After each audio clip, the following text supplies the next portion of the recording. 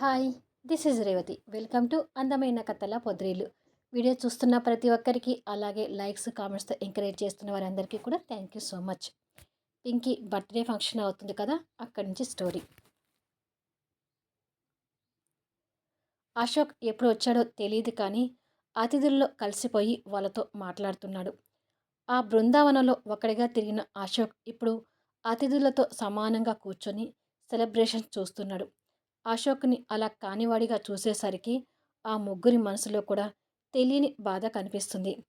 అశోక్ని చూసిన రఘు కూడా వారి పరిస్థితి అర్థమై క్షణం ఆలోచించుకొని కిందికి దిగి అశోక్ దగ్గరికి వెళ్తాడు. రఘు అశోక్ దగ్గరికి వెళ్ళి ఎదురుగా నిలబడతాడు. అశోక్ కూడా రఘుని చూసి నిలబడతాడు. ఒకరినొకరు చూసుకున్నాక ఇద్దరిలోనూ క్షణం మౌనం. ఆ తర్వాత హలో సార్ అని రఘు, హలో రఘు అని అశోక్ ఇద్దరూ ఒకేసారి పలకరించుకుంటారు. ఇద్దరు ఒకేసారి అలా పలకరించుకున్నందుకు చిన్న నవ్వు కూడా వాళ్ళ ఇద్దరి మొహంలో కనిపిస్తుంది. ఏంటి సార్ ఇక్కడ ఉన్నారు, పైకి రండి అంటాడు. పర్వాలేదులే రఘు, నేను ఇక్కడ ఉంటానులే అంటాడు. మీరు ఇక్కడే ఉంటే మిమ్మల్ని చూసి ఆ ముగ్గురు కూడా బాధపడుతున్నారు సార్. ఫంక్షన్ జరుగుతున్న సంతోషం కూడా వాళ్ళలో ఉండదు. నా మాట విని పైకి రండి సార్ అంటాడు. అశోక్ ఆలోచించుకుంటూ వాళ్ళ వైపు చూస్తాడు. పైకి రమ్మని అన్నట్టుగా రేణు తన కళ్ళతో సైగ చేస్తుంది. ఆలోచించకుండా రండి సార్ అంటూ అశోక్ చేపట్టుకుని రఘు పైకి తీసుకెళ్తాడు. అశోక్ పైకి వెళ్ళగానే ప్రసూనాంబ నారాయణ చూసి ఆనందపడుతూ, ఏంటి అశోక్ ఇప్పుడు కనిపిస్తున్నావు? పాప పుట్టినరోజు అంటే అన్నీ నువ్వే దగ్గరుండి చూసుకుంటావు అనుకున్నాను. నువ్వేమో ఇప్పుడు కనిపిస్తున్నావు అని అంటారు వాళ్ళకి ఆ గొడవల గురించి తెలియక. తర్వాత మూర్తి దంపతులు కూడా అశోక్ని పలకరిస్తారు. అశోక్ బాధని గుండెల్లో ఉంచుకొని అందరికీ చిరునవ్వే సమాధానంగా చెప్తాడు. వంశీ, రేణు చిరునవ్వుతో అశోక్ని రిసీవ్ చేసుకుంటే దివ్య మాత్రం పక్కచూపులు చూస్తూ మౌనంగా ఉండిపోతుంది. స్నేహితురాలి ప్రవర్తనకు అశోక్ బాధపడుతూనే మౌనంగా ఉండిపోతాడు. వంశీ, రేణు కూడా దివ్య ప్రవర్తనకు కాస్త నెగిటివ్ ఫీలింగ్లోనే ఉండిపోతారు. అశోక్ పాపకి కేక్ తినిపించి ఆశీర్వదిస్తాడు. అందరూ కలిసి ఒక ఫోటో దిగుతారు. కొద్దిసేపటికి అశోక్, రేణు ఓ నిర్మానుష ప్రదేశంలో ఆకాశాన్ని చూస్తూ నిలబడి ఉంటారు. ఇద్దరి మధ్యలో మౌనం రాజ్యమేలుతుంది. ఇలా కొద్దిసేపు తర్వాత అశోక్ బ్యాండేజ్ ఉన్న రేణు చేతి గాయం వైపు చూసి మౌనాన్ని ఛేదిస్తూ, గాయం ఇంకా తగ్గలేదా అని అడుగుతాడు. చాలా వరకు తగ్గింది, కొంచెం పెయిన్గా ఉంది అంతే అంటుంది. ఇద్దరిలోనూ మళ్ళీ కాసేపు మౌనం. మళ్ళీ అశోక్ మాట్లాడుతూ, గ్రీన్ శారీలో బాగున్నావు రేణు అంటాడు. థ్యాంక్ యూ అంటుంది.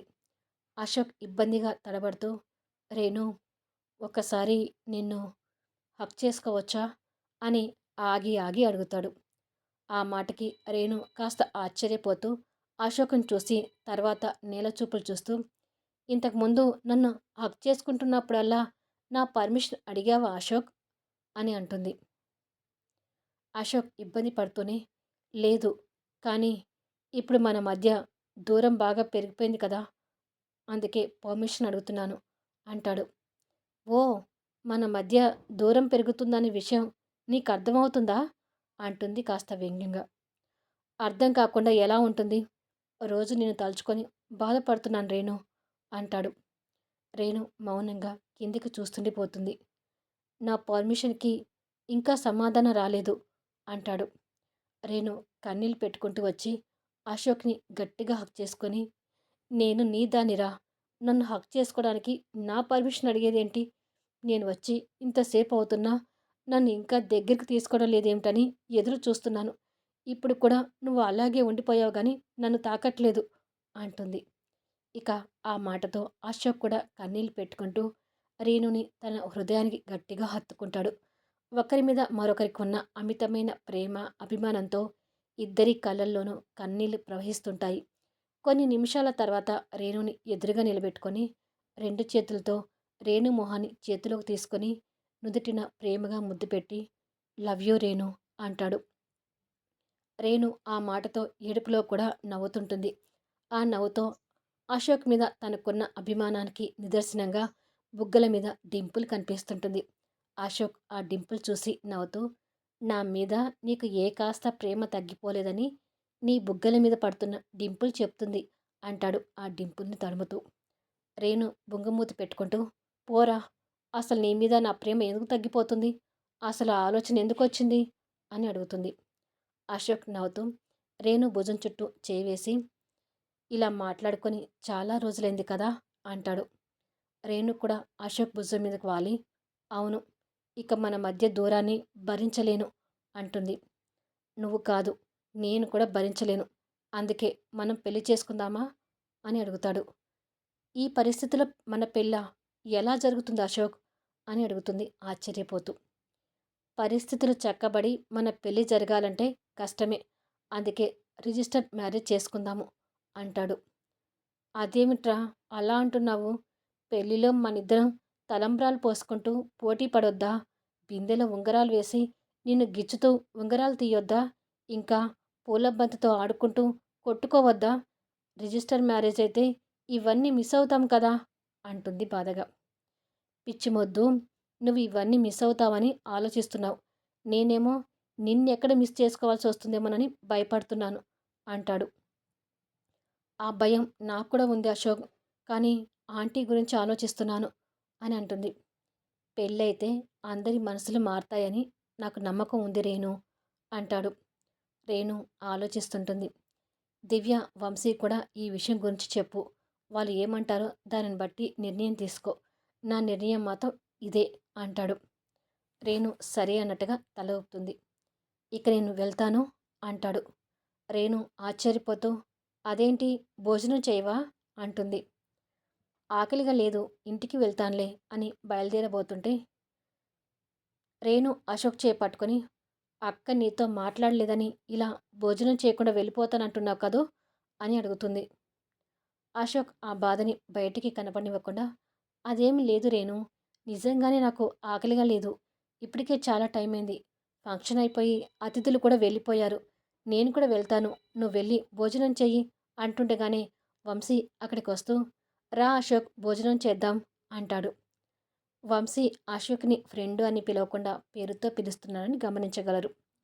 నాకు ఆకలిగా లేదు ఫ్రెండ్, రేణు కూడా అదే చెప్తున్నాను, నేను వెళ్ళాలి అంటాడు. వంశీ కూడా ఆశ్చర్యపోతూ, ఫంక్షన్కి వచ్చి భోజనం చేయకుండా వెళ్ళడం ఏంటి? అలా వెళ్ళడానికి వీల్లేదు అంటాడు కాస్త గట్టిగా. నేను అదే చెప్తున్నాను బావగారు, కానీ అశోక్ వినడం లేదు అంటుంది. ప్లీజ్ ఫ్రెండ్, నిజంగానే నాకు ఆకలిగా లేదు, నన్ను వదిలేయండి, ఇక వెళ్తాను అని అటు తిరిగి వెళ్ళడానికి 2 అడుగులు ముందుకు వేసేసరికి ఎదురుగా దివ్య కోపంతో నిలబడి చూస్తుంటుంది. అశోక్ దివ్యని చూసి ఆగిపోతాడు. దివ్య అక్కడికి రావడం వంశీ, రేణు విస్మయంగా చూస్తుంటారు. దివ్య అంతే కోపంగా అశోక్ దగ్గరకు వచ్చి, నా కూతురి ఫంక్షన్కి వచ్చి భోజనం చేయకుండా ఎలా వెళ్దామనుకుంటున్నావు అని అడుగుతుంది. అది తినాలని లేదు దివ్య అని తడబడుతూ సమాధానం చెప్తుంటాడు. దివ్య కన్నీళ్లు పెట్టుకుంటూ అశోక్ చేతిని పట్టుకొని అశోక్ చేతితో బలవంతంగా తన చెంపల్ని కొట్టించుకుంటుంది.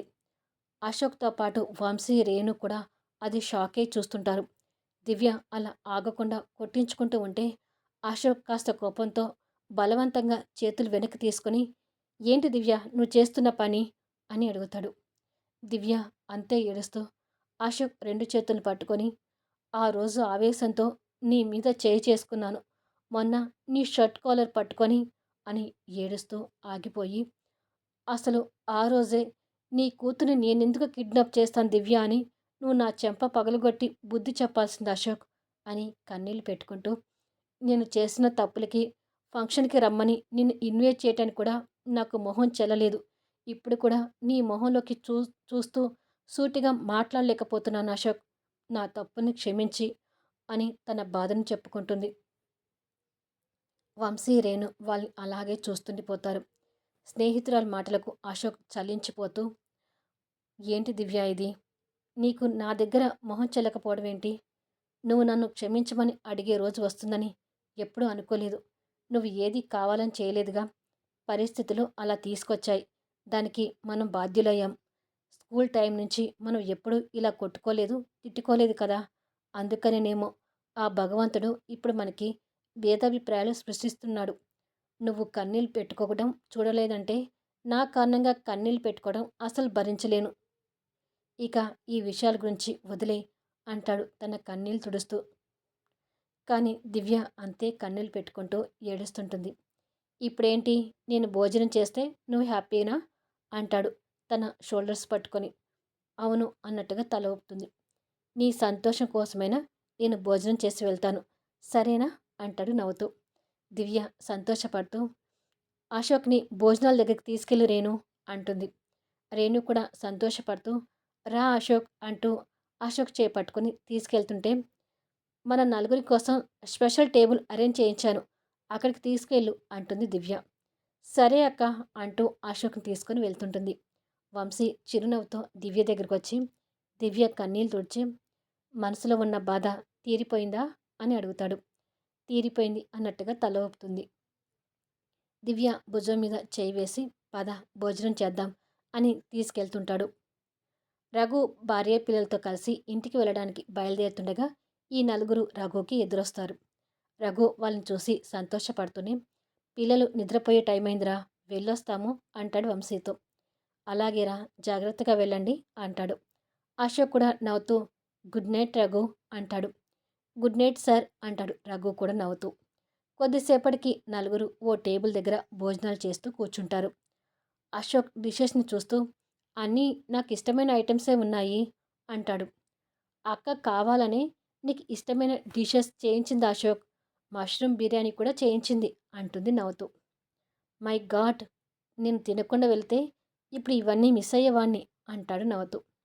ఇలా నలుగురు నవ్వుతూ మాట్లాడుకుంటూ భోజనం చేస్తుంటారు. నాన్ వెజ్ ప్రియురాలు మన దెయ్యం రాక్షసి లెగ్ పీస్ని పీక్కు తింటుంటే, ఓయ్ దెయ్యం రాక్షసి, ఆ కోడి చచ్చిన తర్వాతే నీ ప్లేట్లోకి లెగ్ పీస్గా వచ్చింది, అది ఎక్కడికి పారిపోదు, అలా పీక్కు తినకుండా నిదానంగా తిను అంటాడు. ఆ మాటకి వంశీ దివ్య నవ్వుతుంటారు. రేణుకి అది కాస్త గిల్టీగా అనిపించి చిరుకోపంతో అశోక్ తోడను గిచ్చుతుంది. అబ్బా గిచ్చుతావేంటే అంటాడు. నన్ను వెక్కిరిస్తే ఇలాగే గిచ్చుతాను అంటుంది. అలా సరదాగా వాళ్ళ భోజనాలు ముగుస్తాయి. అశోక్ పాపని ఎత్తుకొని ముద్దాడి వంశీకిచ్చి బాయ్ పింకీ అంటాడు. పింకీ పాప కూడా ముద్దుగా అశోక్కి చెయ్యి ఊపుతూ టాటా చెప్తుంది. వెళ్ళొస్తాను దివ్య, వెళ్ళొస్తాను ఫ్రెండ్ అంటాడు. జాగ్రత్తగా వెళ్ళు అశోక్ అంటుంది దివ్య. అలాగే దివ్య అని అశోక్ బయలుదేరుతుంటే, అక్క కారు పార్కింగ్ దాకా వెళ్ళి అశోక్ని పంపించొస్తాను అని రేణు కూడా అశోక్తో బయలుదేరుతుంది. రేణు అశోక్ నవ్వుతూ బయలుదేరుతారు. అశోక్ కొన్ని అడుగులు వేసి ఆగి నిదానంగా వెనక్కి తిరిగి వంశీ దివ్య పాప వైపు చూస్తుంటాడు. వాళ్ళను అలా చూస్తుంటే అశోక్ మనసులో ఏదో తెలియని అలజడి అనిపిస్తుంది. అశోక్ అలా చూస్తుంటే వంశీ దివ్య కూడా కాస్త ఆశ్చర్యంతో అశోక్ని చూస్తుంటారు. రేణు కూడా అదే ఆశ్చర్యంతో ఏమైంది అశోక్ అంటుంది.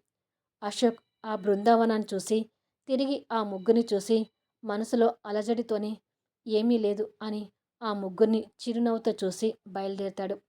కారు పార్కింగ్ దగ్గరికి వెళ్ళేసరికి ఆ తెలియని అలజడి రేణు మనసులో కూడా మొదలైంది. అప్పటి వరకు సంతోషంగా ఉన్న రేణు అశోక్ వెళ్తున్నాడనేసరికి తన మనసు కూడా తట్టుకోలేకపోతుంది. అశోక్ మనసులో కూడా అదే భావన కలుగుతుంది. ఆ భారమైన మనసుతోనే రేణును హక్ చేసుకొని కన్నీళ్లు పెట్టుకుంటాడు. రేణు కళ్ళలో కూడా నీళ్లు తిరుగుతుంటాయి. ఒకరి కన్నీళ్లు మరొకరికి తెలియకుండా కన్నీళ్లు తుడుచుకుంటారు. అశోక్ రేణుని ఎదురుగా నిలబెట్టుకొని తన మొహాన్ని చేతిలోకి తీసుకొని తన నుదుటిన ముద్దు పెట్టుకుంటాడు. వాళ్ళిద్దరి మధ్యకు రాబోయే ఎడబాటుకు నిదర్శనంగా అశోక్కి రేణుని అసలు వదలాలనిపించటం లేదు. తనకి ఇంకా ఇంకా ప్రేమని పంచాలనిపించి తన మొహం నిండా ముద్దులు అద్దుతుంటాడు. రేణు మనసులో కూడా తెలియని అలజడితో ఏదో భయంతో ఆ ప్రేమని పొందుతుంటుంది. అలా రేణు మొహం నిండా ముద్దులు అద్ది తనని మళ్ళీ హక్ చేసుకున్నాడు. అశోక్ పరిస్థితిని కూడా రేణు గమనిస్తూ అశోక్ వెన్ను మీద చేయి పెట్టి ఏంటి అశోక్ ఇలా అయిపోతున్నావు అని అడుగుతుంది. అశోక్ ఆ భావోద్వేగాన్ని కంట్రోల్ చేసుకొని నెమ్మదిగా రేణును వదిలి ఏమీ లేదు అని తన రెండు చేతులు పట్టుకొని మరి ఇక నేను వెళ్తాను అంటాడు. అదేంటి ఎప్పుడు వెళ్ళొస్తానని చెప్పేవాడివి ఈరోజు వెళ్తానని చెప్తున్నావు అని అడుగుతుంది అలజడికి గురవుతున్న మనసుతో. ఏంటో అలా వచ్చేసింది అంటాడు. అలా అనకు, వెళ్ళొస్తానని చెప్పు అంటుంది బాధపడుతూ. సరే వెళ్ళొస్తాను అని కారుకు దగ్గరగా వెళ్ళి కార్ డోర్ తీయబోయి భారమైన మనసుతో అలాగే నిలబడతాడు. రేణు బాధను కంట్రోల్ చేసుకోలేక కన్నీళ్లు పెట్టుకుంటూ వచ్చి అశోక్ని వెనుక నుండి హక్ చేసుకొని, నాకెందుకో భయంగా ఉంది అశోక్. నువ్వు వెళ్తుంటే నాకు దూరంగా వెళ్ళిపోతున్నావేమోనన్న ఫీలింగ్ కలుగుతుంది. ఎందుకు ఇలా అనిపిస్తుందో అర్థం కావట్లేదు అని అంటుంది. అశోక్ మనసులో మాట్లాడుకుంటూ, నాకు కూడా ఇలాగే అనిపిస్తుంది. నీకు దూరం అయిపోతానేననే బాధ నా మనసుని స్థిమితంగా ఉండటం లేదు. ఇద్దరి మనసులో కూడా ఇలాంటి ఫీలింగ్ ఎందుకు కలుగుతుంది? నా మనసులో కూడా అదే బాధ ఉందని చెప్తే రేణు ఇంకా భయపడుతుంది అని అనుకొని కన్నీళ్ళు తుడుచుకొని రేణు చేతులు పట్టుకొని రేణుకి ఎదురుగా తిరిగి తన మొహాన్ని చేతిలో తీసుకుని, ఏ దెయ్యం రాక్షసి, ఏంటిది? చిన్నపిల్లల కన్నీళ్ళు పెట్టుకుంటున్నావేంటి? ఇప్పటి వరకు కాస్త మనస్పర్ధలు వచ్చి దూరమయ్యాం కానీ ఇప్పటి నుంచి అలా ఉండదు కదా. ఇక మనం ఎప్పటిలాగానే రోజు కలవచ్చు.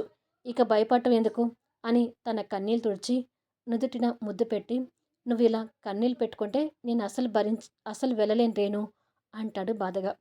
రేణు కాస్త కూలై, సరే అశోక్, ఇక నేను ఏడవనులే. ఇప్పటికే చాలా టైం అయింది. ఇక బయలుదేరు అంటుంది. అశోక్ రేణుని చూస్తూనే కష్టంగా కారులో కూర్చొని రేణుకి బాయ్ చెప్పి కారు స్టార్ట్ చేసుకొని వెళ్ళిపోతుంటాడు. రేణు ఆ కార్ వెళ్ళిపోయే వరకు చూస్తూ కన్నీళ్ళు తుడుచుకొని లోపలికి బయలుదేరుతుంది. అందరూ కలిసి ఇప్పటి వరకు ఈ వీడియోలో ఇంతవరకు ఈ స్టోరీ అయిపోయింది. ఇక మీకు ఇంట్రడక్షన్. అందరూ కలిసిపోయారు, ఇక బాధ లేదనుకున్నారు కదా. ముందుగా మీకు సారీ అండి. చాలామంది అశోక్ రేణుని దూరం చేయొద్దని కామెంట్స్ చేస్తూనే ఉన్నారు. వాళ్ళు విడిపోతారని మొదటి నుంచి మీకు ఏదో రకంగా హింట్ ఇస్తూనే ఉన్నాను. వాళ్ళని విడదీయకుండా స్టోరీ రాయలేను. అందుకే ఈ ఎపిసోడ్లో ఈ నలుగురిని ఇలా కలిపాను. ఇక అశోక్ ఆ ముగ్గురి నుండి ఎలా విడిపోతాడో అనేది మరో 2 ఎపిసోడ్లో తెలుస్తుంది. అశోక్ని అంతగా ప్రేమించిన రేణు అశోక్ అంటేనే బగ్గుమనే పరిస్థితికి రాబోతుంది. కొన్ని ఎపిసోడ్స్ ఇలా నడిపించక తప్పదు. దీనికి మీరు రెడీ అయి ఉంటారని ముందుగా చెప్తున్నాను. ఫైనల్గా ఈ వీడియో మీద మీ అభిప్రాయాలు తెలుపుతూ లైక్స్ ఇవ్వండి. అలాగే కామెంట్ షేర్ చేయండి. మళ్ళీ నెక్స్ట్ వీడియోలో కలుద్దాము.